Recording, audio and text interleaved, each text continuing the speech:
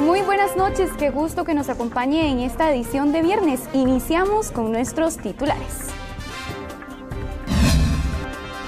Sodas se quedaron sin clientes desde el inicio del juicio contra Celso Gamboa. Fuertes operativos de cierre todo el día, 5 días a la semana. Esa es la otra cara del juicio. Hoy se la vamos a mostrar. Algunos países prohibieron esta semana el uso de redes sociales a menores de 16 años, ni TikTok, ni Instagram, ni Facebook. El proyecto también se lo plantea Costa Rica, lo analizamos. Y profundizamos en el pico más alto de la lluvia de estrellas sobre el cielo tico, luego de que quedara grabado en Cartago. Las familias pagan menos por el kilo de cebolla, pero los agricultores nacionales están a punto de desaparecer por recibir precios ruinosos, según dicen. Y preste mucha atención porque este sábado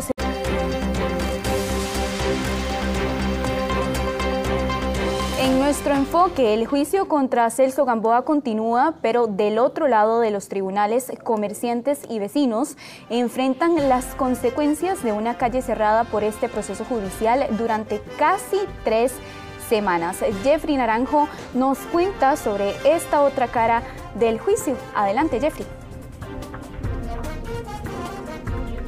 Se esperaba que este juicio contra Celso Gamboa, Johnny Araya y Berenice Smith, que se lleva a cabo desde hace casi 3 semanas acá en los tribunales de Goicoechea, culminara este viernes. Sin embargo, parece que este proceso se podría extender hasta la próxima semana, luego de que los abogados defensores de estas personas solicitaran se aplicara una absolutoria por certeza hacia los imputados, y esto estaría generando que la sentencia que se esperaba se emitiera este viernes se esté emitiendo hasta el próximo miércoles. Ahora bien, ¿qué implica que este juicio se vaya a extender y qué ha implicado incluso para las personas que tienen comercios o viven en esta calle, acá a mis espaldas, en el costado norte de los tribunales de Goicoechea, el hecho de que todos los días durante este proceso judicial, esta calle se cierra desde horas de la mañana y se reabre hasta horas de la tarde, lo cual incluso ha generado bajas en las ventas de algunos comercios que se encuentran en esta locación. Vamos a ver en la siguiente información parte de lo que cuentan estos vecinos que incluso ya han presentado un recurso de amparo y se encuentran recolectando firmas acá en urbanización Montelimar para pedirle a las autoridades judiciales que este tipo de medidas se planifiquen de una mejor manera, pues si bien por ser un juicio de extradición y a solicitud incluso de autoridades de los Estados Unidos se procedió con medidas extraordinarias, por así decirlo, de seguridad, en este caso judicial, como el cierre de esta calle, el traslado de Celso Gamboa desde la Reforma y demás, piden que también se contemple la perspectiva y la posible afectación que esto pueda generar a la venta de comercios y también a los vecinos que viven por acá. Veamos más detalles de lo que contaron a las cámaras de Noticias Repretel en la siguiente información. El juicio contra Celso Gamboa, Johnny Araya y Berenice Smith ha generado que una de las calles inmediatas a los tribunales de Goicoechea sea cerrada hasta por más de 8 horas todos los días. Esto por el traslado del extraditable Celso Gamboa a las salas de juicio. Sin embargo, la otra cara de la moneda de estos procesos judiciales pasa a veces desapercibida. Para Nayarit Álvarez y su familia, por ejemplo, ya ha implicado hasta un 50% menos en las ventas de su restaurante. Ha sido muy duro, más del 50% de afectación económica, ¿verdad? Es grave. Sin embargo, no estamos acostumbrados a esto. La gente no quiere pasar por donde ve un arma larga. La gente no quiere pasar por donde ve un operativo policial tan desproporcionado. Sería terrible que no termine ya. Habían dicho que terminaba el viernes y realmente es terrorífica la situación de que se pueda sostener hasta el Día de la Madre porque no nos va a permitir recuperar a los negocios aquí aledaños. En 18 años de tener su comercio al lado de los tribunales de Goicoechea, Nayarit Álvarez cuenta nunca haberse visto en una situación similar. Este puede ser el principio de otro tipo de juicios en Costa Rica. Tenemos que verlo desde ese punto de vista. Por supuesto que como negocio y como vecina aledaña a la corte de acá de Goycochea nos estresa a todos, pero también es que como país debemos de organizar otro método. Se puede hacer virtual, se puede buscar cómo hacerlo dentro de las mismas cárceles. Vender por plataformas y redes sociales les ha permitido mantenerse. Sin embargo, hay ganancias que solo se dan con la visitación presencial. También nosotras económicamente nos hemos visto bastante afectadas, ya que nosotras ganamos por comisión. Entonces, casi que del horario completo que estamos, casi que un 20% es lleno y el otro 80% es vacío. Los vecinos de la urbanización están recolectando firmas para presentarlas al Poder Judicial, pues aseguran que si cada vez que se va a dar un juicio de extradición les cierran la calle, las consecuencias serían muy graves para ellos. Hace años, cuando trajeron los dos expresidentes, también había pasado, bueno, ya tienen casi 10 días de estar en eso, 10 días hábiles.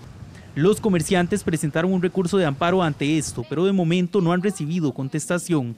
El juicio no terminó este viernes como se preveía. Se espera culmine hasta la próxima semana.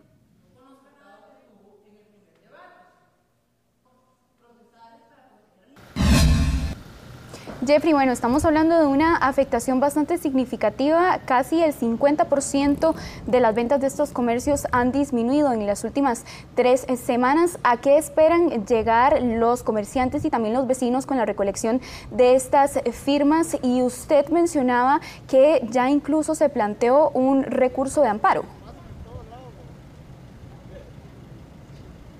Desde el segundo día que iniciaron los cierres de esta calle, ya estos comerciantes presentaron un recurso de amparo ante la Sala Constitucional. Sin embargo, a la fecha no han recibido ningún tipo de solución o contestación y fue por eso que emprendieron la medida de las firmas, las cuales serán enviadas a la Corte Suprema de Justicia y por lo tanto solicitan que en caso de futuros juicios relacionados a extradición que impliquen también cierres eventuales de esta calle, pues se contemplen cierres temporales, cierres que no abarquen la totalidad del día y que por tanto afecte las ventas y también la entrada y salida de vehículos para las personas que viven en este sector de urbanización Montelimar. ¿Cuánto más van a tener que aguantar estos comerciantes y estos vecinos? ¿Por cuántos días más podrán extenderse estos cierres? Bueno, ellos esperaban que este viernes ya culminaran, con la culminación del juicio, culminara también el cierre de esta calle, que a veces se cierra incluso, aseguran, desde las 5 de la mañana y la van abriendo hasta las 4 de la tarde. En casos muy puntuales, 2 días fue que ya a mediodía lograron reaperturar el paso vehicular por este sector, pero esto se estaría extendiendo, como les mencionábamos, hasta el miércoles de la próxima semana, que se emita una sentencia final sobre este juicio que ya se ha extendido por casi 3 semanas acá en los tribunales de Goycochea, y se espera que ya en el transcurso de la próxima semana pues esté culminando este proceso y estas personas pues puedan volver a retomar sus actividades con normalidad, pero si hacen el énfasis a que a futuros juicios de extradición pues estamos en una situación nueva en nuestro país posterior a la aprobación de la ley de extradición de nacionales. Este tipo de situaciones sean mejor planificadas por parte de las autoridades del Poder Judicial. Claro, Jeffrey, muchísimas gracias por todos los detalles. Algunos países prohibieron esta semana el uso de redes sociales a menores de 16 años. ¿Se podría adoptar esta medida en nuestro país? La periodista Rachel Matamoros nos explica a esta hora de la noche. Y esta ley aplicada en Australia genera opiniones divididas acá en nuestro país. Pero ¿qué dicen los expertos en niñez y adolescencia, incluso el mismo Ministerio de Educación Pública y el Patronato Nacional de la Infancia? Bueno, todos estos detalles se lo ampliamos en la siguiente información. Australia se convirtió en uno de los primeros países en implementar una ley que prohíbe el acceso a redes sociales para menores de 16 años. La medida busca proteger a los adolescentes de riesgos como el ciberacoso, la exposición a contenido inapropiado y la adicción digital. Pero, ¿una medida como esta se podría aplicar en Costa Rica? Si prohibimos del todo y decimos no, que no tengan redes sociales y que tengan el menor acceso posible a dispositivos digitales, ¿cómo vamos a esperar después que cuando sean mayores de edad tengan las habilidades, las destrezas y el conocimiento para desenvolverse en un mundo que tiene cada vez más presencia en nuestra vida, como lo es el mundo digital. Según el académico, una prohibición total no sería la forma ideal para atender el problema. El prohibicionismo podría más bien crear, ¿verdad?, un bloqueo hacia las ventajas y los aspectos positivos, ¿verdad? Entonces, como todo en la vida, hay momentos para usar los teléfonos, para tener pantallas, para tener redes sociales, y hay momentos en los que no. En el país, aunque no se ha planteado una legislación similar, el Ministerio de Educación Pública asegura que sí se está trabajando en una actualización del reglamento de evaluación de los aprendizajes. Esto para prohibir el uso total de celulares y atender una parte de la problemática. Por eso es que nosotros hemos estado analizando muchísimo este tema del celular y el uso que se le da al celular, y en el nuevo reglamento de evaluación de los aprendizajes y conducta estamos regulando el uso del celular dentro del centro educativo. Única y exclusivamente se va a poder utilizar para fines pedagógicos cuando el docente así lo considere. El Internet, así como las diferentes plataformas tecnológicas, pueden servir para el desarrollo integral de las personas menores de edad. Las personas adultas encargadas de los niños, niñas y adolescentes deben también de supervisar con quién se relacionan las personas menores de edad, cuáles son sus gustos y preferencias, también establecer horarios, generar también puentes de comunicación y confianza con cada uno de ellos y ellas. Según estudios de la Organización Mundial de la Salud, el uso de la tecnología puede generar problemas de sueño, ansiedad, depresión, déficit de atención y aislamiento social. Todo esto ocurre cuando no hay una supervisión adulta. Con las redes sociales yo diría que pasa algo parecido al dulce o al azúcar. Nos encanta, ¿verdad? Algunos autores plantean que de hecho las personas no somos en realidad adictos tanto a las redes sociales, sino a las interacciones sociales. Lo que entonces necesitamos es potenciar, digamos, todos los aspectos que tengan que ver con el manejo de habilidades y destrezas que nos protejan, ¿verdad?, del contenido inadecuado, de la violencia, ¿verdad? Especialistas coinciden en que más que prohibir las redes sociales, lo fundamental es educar tanto a los jóvenes como a sus padres para que aprendan a usarlas de manera responsable. Y todo en exceso es malo, por lo que los expertos en educación aseguran que la mejor forma para que los menores no caigan en contenidos indebidos es que se les eduque a ellos y también a sus padres para que sepan cómo usar las redes sociales de forma más responsable. Y así también se estaría evitando futuros casos de ciberbullying y que incluso vean contenidos inadecuados. Gracias, Rachel, por la información. Una cámara captó un meteoro durante la madrugada en el cielo de Cartago. Expertos aseguran que esto es parte de una lluvia de estrellas que tendrá su pico más alto la próxima semana. Este es el video que quedó registrado la madrugada del 7 de agosto en una cámara en el Huarco de Cartago. Este destello de luz, que finalmente pareciera desintegrarse muy cerca de las casas, sorprendió a algunos vecinos del lugar. Video que fue grabado a la 1:50 de la mañana y que expertos aseguran se trata de un meteoro. En realidad es una maravilla que podamos tomar estos videos de manera automática, y el video lo que muestra es un meteoro que entra a la atmósfera. Es un meteoro bastante grandecito, un bólido posiblemente, porque brilla mucho y lo podemos ver cómo entra a la atmósfera, brilla y posiblemente se quema. El avistamiento es parte de un fenómeno normal en cielo tico para esta época del año. El país está bajo la influencia de una lluvia de estrellas que tendrá su pico más alto la próxima semana. Y las familias de meteoros son precisamente los meteoros o las partículas que dejaron atrás cometas o asteroides que pasan por el sistema solar interno.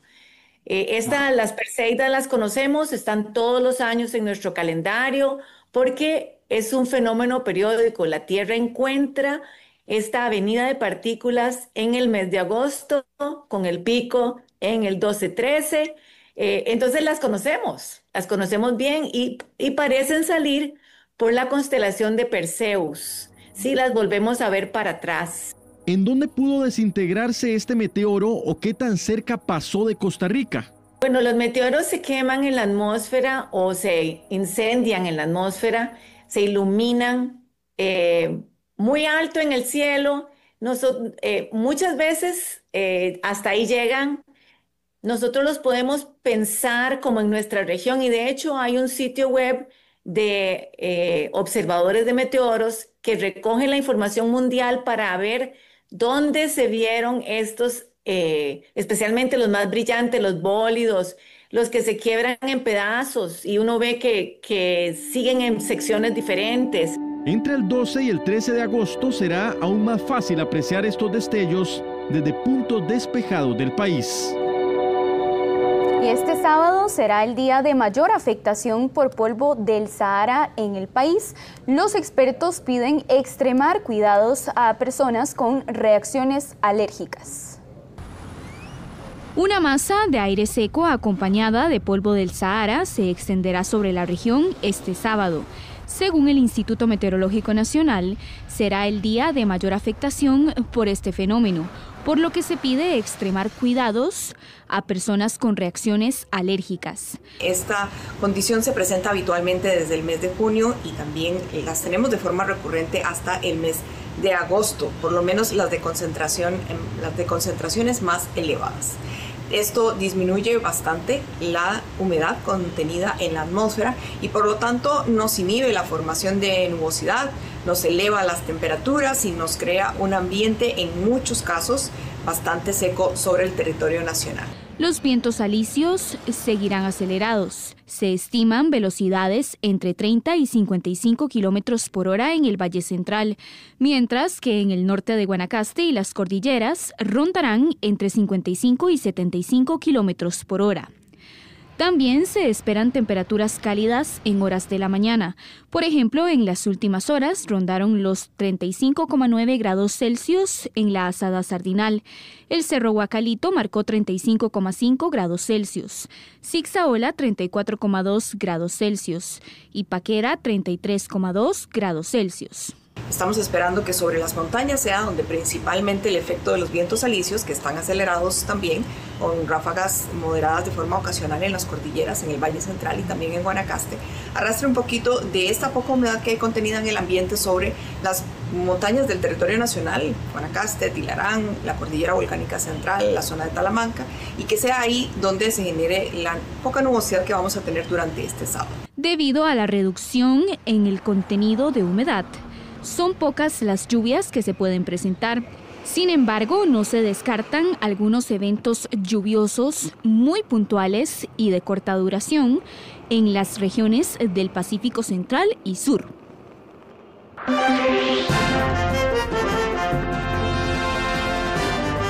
Bueno, y precisamente para ampliar más sobre la afectación que podría traer el polvo del Sahara, hacemos contacto a esta hora de la noche con Gisela Herrera, quien es viróloga y especialista en medicina interna. Doña Gisela, muy buenas noches y gracias por acompañarnos. Además de alergias, ¿qué más podría provocar este polvo del Sahara en una persona?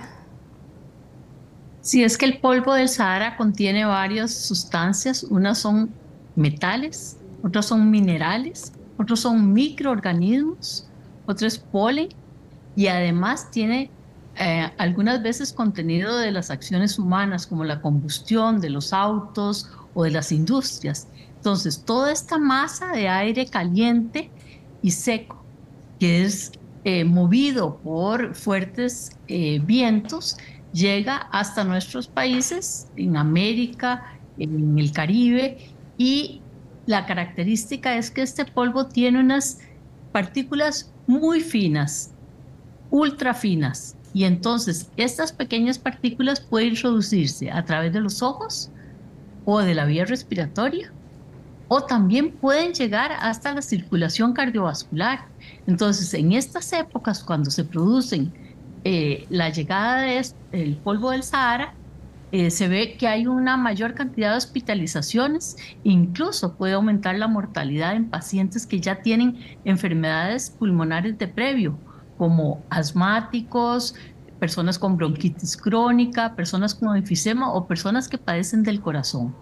Es muy importante oír las recomendaciones, como acabamos de hacerlo, del Instituto Meteorológico Nacional, explicando que no es todo el tiempo de junio a agosto, no, son épocas y son 3 o 4 días en los que tenemos que protegernos. Por ejemplo, ahora Acaban de pasar unas lluvias muy fuertes y la gente está fascinada de que no llueve y quiere salir al aire libre. Bueno, pues este sábado las personas de alto riesgo, especialmente niñitos pequeños o personas muy mayores o que tienen enfermedades crónicas del pulmón o del corazón, deben protegerse y quedarse en casa, no estar en el aire libre, porque estas partículas pueden penetrar al organismo y producir problemas serios. Ahora bien, ¿de qué otras maneras puedo prevenir estos malestares? Y en caso de las personas que deban salir de sus casas, ¿qué no les puede faltar antes de acudir a sus diferentes destinos? Claro, si tiene que salir, porque este sábado tiene que hacer cosas, trabajar, etcétera, puede proteger su vía respiratoria y sus ojos, usar anteojos de sol, anteojos corrientes o una mascarilla. Volver al tiempo en que la mascarilla nos protegía la vía respiratoria y es una buena medida. Luego, si va a un sitio donde va a estar cerrado, hay, por ejemplo, aparatos que se llaman EPA con H, que lo que hace es filtrar el aire. Y entonces esto se coloca en escuelas, en colegios, en albergues, incluso en la casa, para las personas que tienen estos problemas respiratorios protegerse y limpiar un poco el aire. Por supuesto que tomar mucho líquido, humedecer, usar gotas para los ojos, y en las personas que ya tienen, por ejemplo, un niño con asma, estar muy atentos si reactiva los síntomas y adecuar el tratamiento. Puede hablar con su médico, sabe que tienen que usar tratamiento de rescate para evitar que llegue a una crisis muy fuerte. El tratamiento propio que usa normalmente se debe, digamos, fortalecer y reforzar.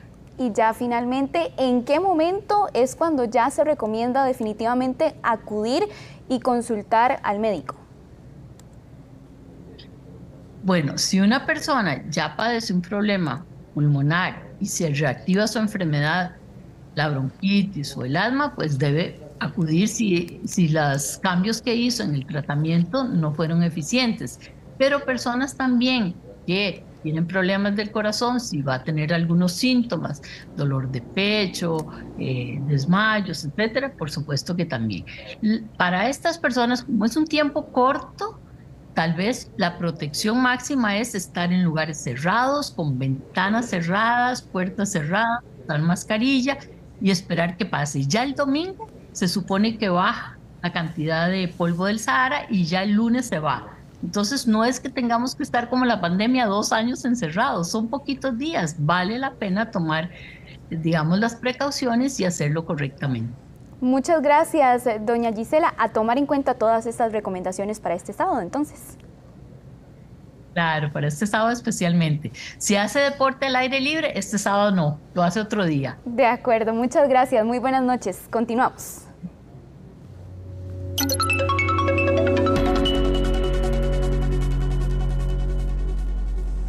Repasamos cómo cierra el tipo de cambio del dólar este viernes. La venta concluye en 509,47 y la compra en 504,06.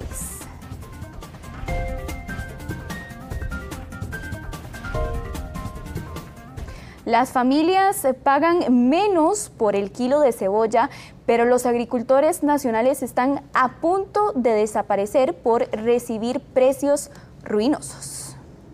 Los supermercados y las verdulerías están repletos de cebolla, pero no se producen en nuestras tierras. Gran parte provienen de Perú, Nicaragua y Estados Unidos.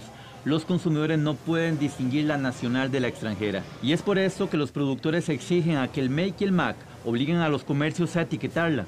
Cuando vaya al supermercado o a los mercados, prefieran cebollas costarricenses. En los supermercados, exíjanle a los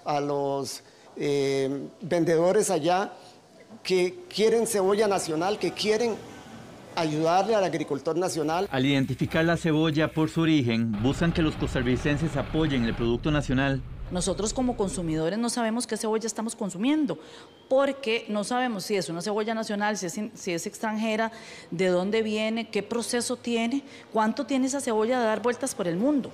No sabemos si tiene un año de dar vueltas, puede perfectamente tener un año y estamos comiendo un producto que desconocemos. La cebolla importada compite en desventaja para los agricultores nacionales. Producirla en Costa Rica cuesta 670 colones, mientras que en Perú apenas 350. Esto hunde los precios y deja a los agricultores locales con pérdidas. La cebolla importada nos está dejando a nosotros fuera del partido, decía un compañero, porque estamos con una competencia tan desleal. Y eso está haciendo que ellos ni siquiera salgan tablas con los costos, están más bien poniendo de su bolsillo para sostener su negocio. Más de 2.500 familias costarricenses dependen de la cebolla nacional. En Ensenada, el kilo de cebolla cuesta 500 colones, muy por debajo del costo de producción para los productores nacionales.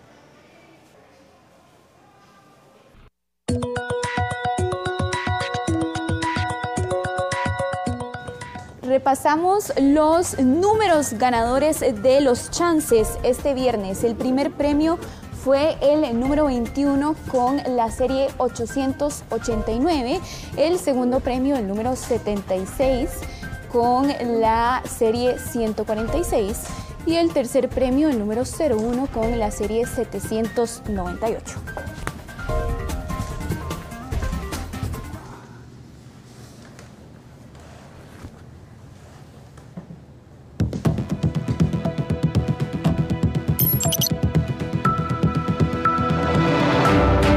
Hacemos balance a esta hora de la noche. Vamos a hablar sobre cómo impacta realmente la inteligencia artificial en el país. Y es que según un reciente estudio podría generar alguna amenaza para el agua. Imagínese usted, pero ¿qué tiene que ver una cosa con la otra? Nos acompaña don Guillermo Salas, quien es experto en innovación y transformación digital. Muy buenas noches. Muy buenas noches y muchas gracias por el espacio. Gracias a usted por acompañarnos. Empecemos primero hablando un poco en términos generales lo que ha llegado a representar la inteligencia artificial actualmente.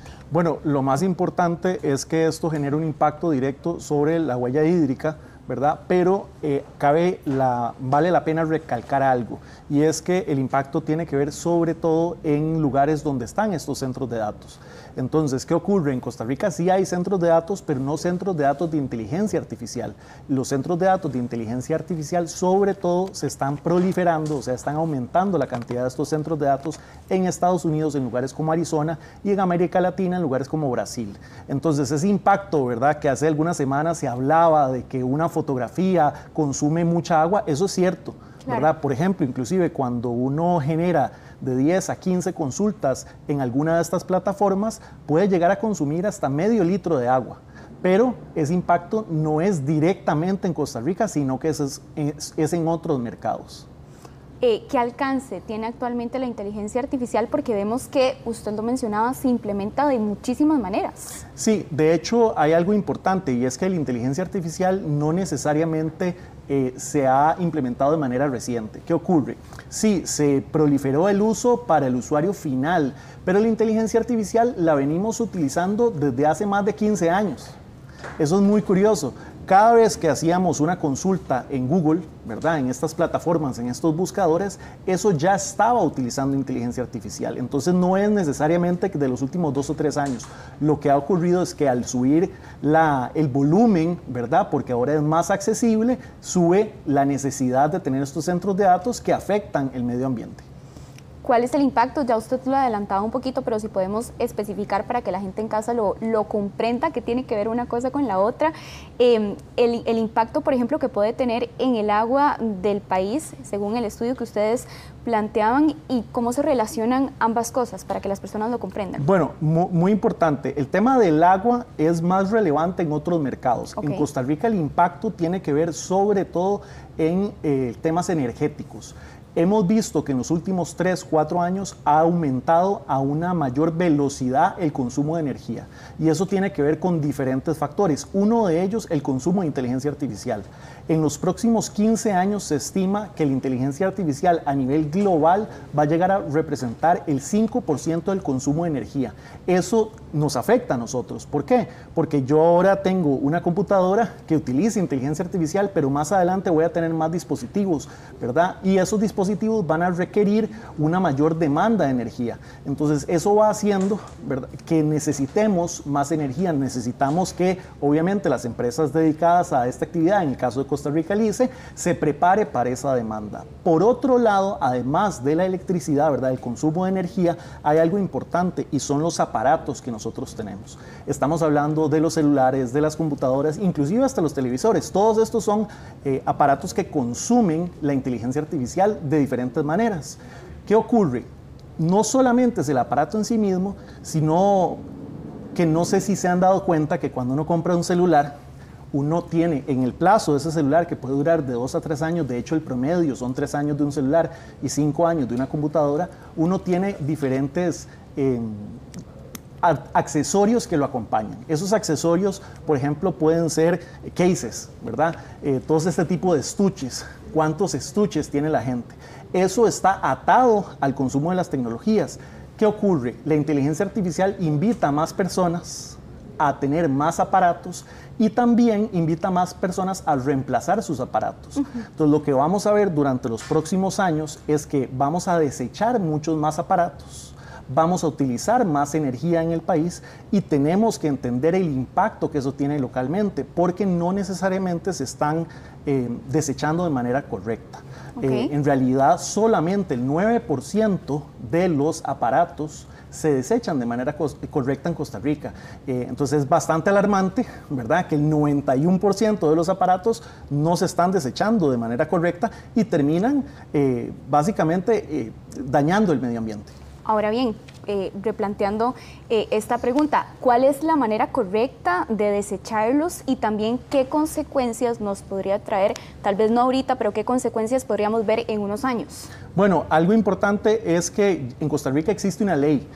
Fue el primer país en América Latina de tener una ley para la regulación de los desechos, ¿verdad? Y se hizo un decreto ese mismo año, que fue en el 2010, se hizo un decreto para gestionar los desechos, sobre todo electrónicos. Estos desechos electrónicos deben ser recogidos por las empresas importadoras o por las empresas manufacturadoras de estos dispositivos.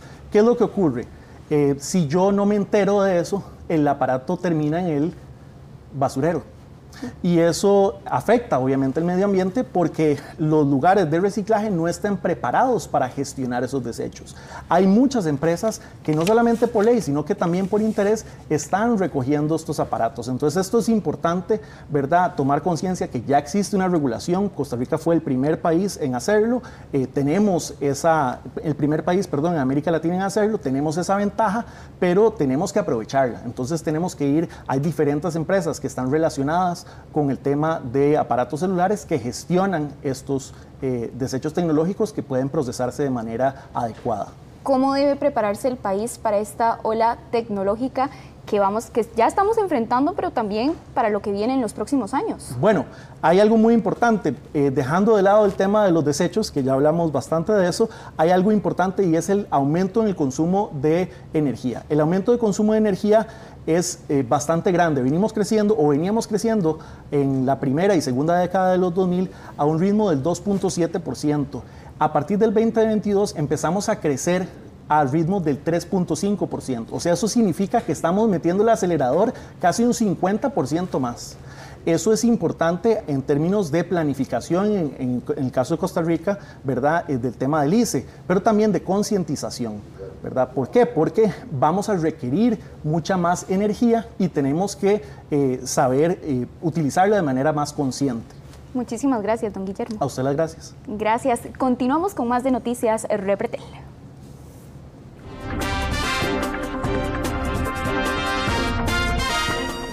El fiscal general Carlos Díaz explicó que Federico Cruz, alias Choreco, también lleva un proceso legal por el caso del Banco Centroamericano de Integración Económica. El fiscal general Carlos Díaz asistió a la Asamblea Legislativa para exponer sus criterios ante los diputados que analizan la solicitud de levantar la inmunidad del presidente Rodrigo Chávez y del ministro de Cultura Jorge Rodríguez. A ambos se les investiga por el delito de concusión por presuntamente favorecer la contratación de la productora de Cristian Bulgarelli, utilizando fondos del Banco Centroamericano de Integración Económica. Y esa acusación lo que hicimos fue darle el trámite respectivo, primero ante, llamémoslo así, ante el primer filtro que fue la Corte Plena, y una vez que también la Corte Plena consideró que debía trasladar esa acusación, en este caso a la Asamblea Legislativa para el levantamiento del fuero, es que estamos participando en esta comisión. De manera paralela se investiga a Federico Cruz, conocido como Choreco, bajo la vía ordinaria, ya que no ostenta ningún cargo en un supremo poder. También la elección de Cristian Bulgarelli como testigo de la corona. En primera instancia a Federico Cruz, que se le sigue una causa con el trámite ordinario, como se realiza a cualquier persona que no tiene la calidad de miembro de supremos poderes. Y con respecto a don Cristian Bulgarelli, que también nosotros determinamos que podía tener algún tipo de responsabilidad, ya hicimos el trámite correspondiente al habérsele aplicado un criterio de oportunidad. Hay criterios divididos entre el diputado oficialista y las legisladoras de oposición, tras lo ocurrido en audiencia. Yo particularmente esperaba que fuese más contundente en la presentación de los hechos. No veo una declaración sólida del señor fiscal, por lo menos que justifique el proceso que se está llevando adelante. Nosotros como diputaciones no nos corresponde entrar a evaluar la prueba testimonial. A nosotros lo que nos corresponde es analizar si están los elementos o no para recomendar eventualmente el levantamiento del fuero. Nos sirve su comparecencia para aclarar elementos de procedimiento y para hacer una lectura adecuada del expediente en lo que nos compete. La comparecencia se llevó a cabo en el Salón de Expresidentes de la Asamblea Legislativa. Aunque el fiscal general solicitó que fuera privada, los diputados rechazaron la petición.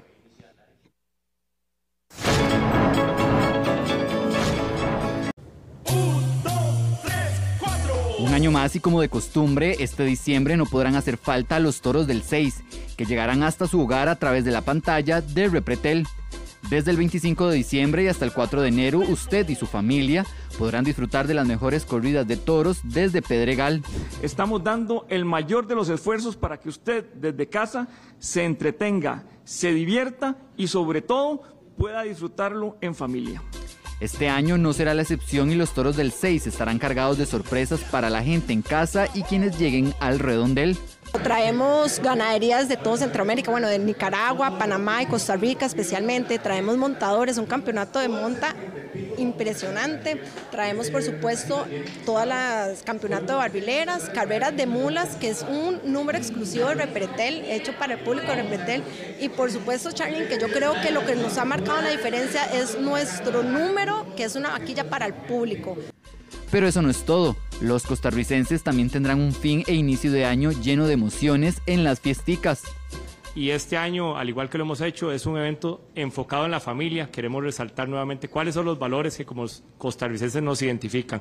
Y hemos creado diferentes actividades, desde los famosos toros, los juegos mecánicos, el mundo inflable más grande del mundo, una pista de patinaje sobre hielo y un montón de actividades para toda la familia. Recuerde, marque desde ya en su calendario y no se pierda los toros del 6 desde Pedregal a partir del 25 de diciembre a las 3 de la tarde.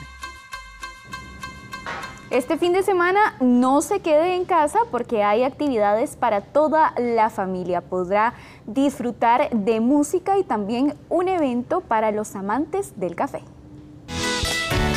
Los amantes del café tendrán una cita muy especial desde este viernes y hasta el próximo domingo en la segunda edición de la Feria Nacional del Café Paraíso. Los asistentes podrán comprar y degustar productos, disfrutar de un concierto con Malpaís. Gracias por habernos acompañado. Lo esperamos este sábado en nuestra edición meridiana. Cuídese mucho y que pase un muy lindo fin de semana.